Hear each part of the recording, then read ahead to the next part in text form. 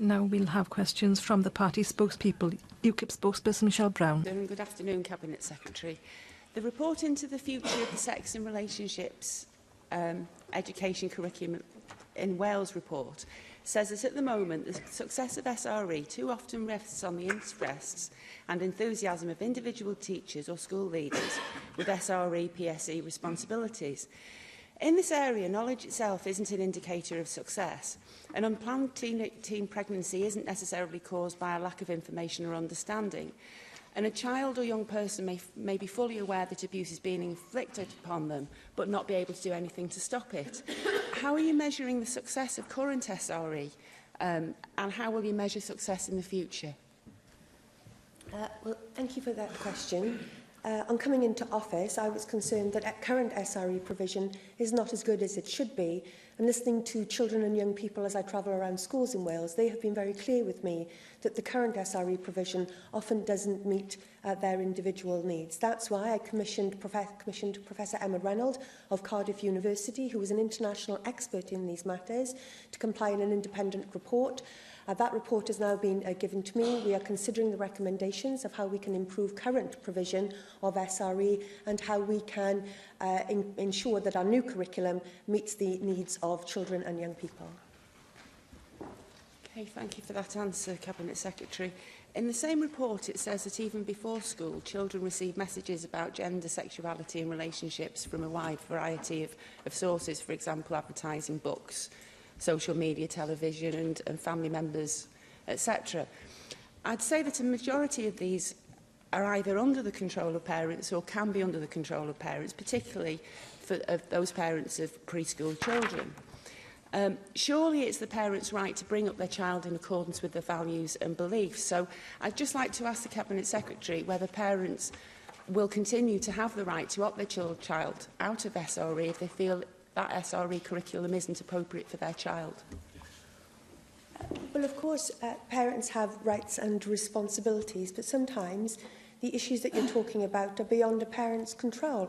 I remember only too well when my own children were very small, going into a well-known high street retailer to find in that shop the dressing up costumes for doctors were in the boys' toys section, and the dressing up section for girls had a nurse's costume.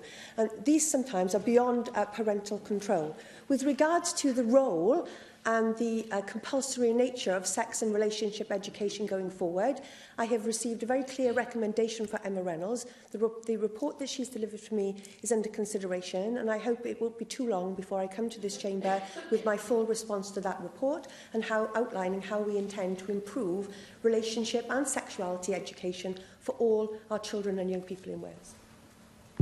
Thank you for that answer, Cabinet Secretary. Parents of particularly preschool children are understandably going to be concerned about what the content of the SRE curriculum is going to be.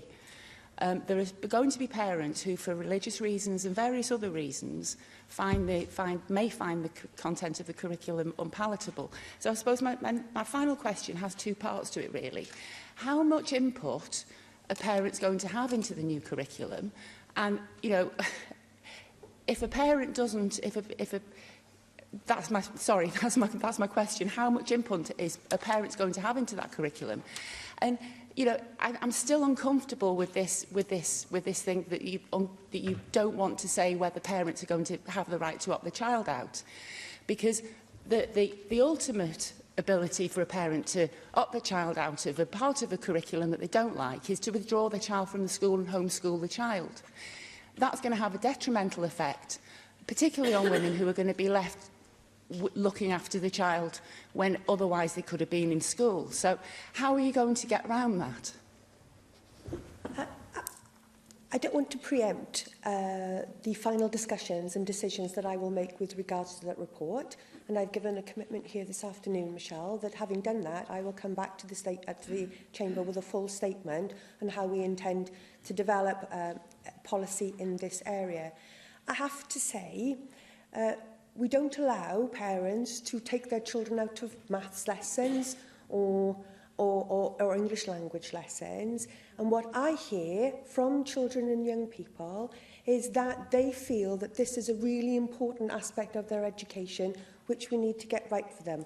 Of course, that has to be delivered. That has to be delivered in an age-appropriate way, and in a way that that is accessible to even our youngest children. And I don't believe there's a child too young to start to talk about relationships, being safe, consent, and what that means.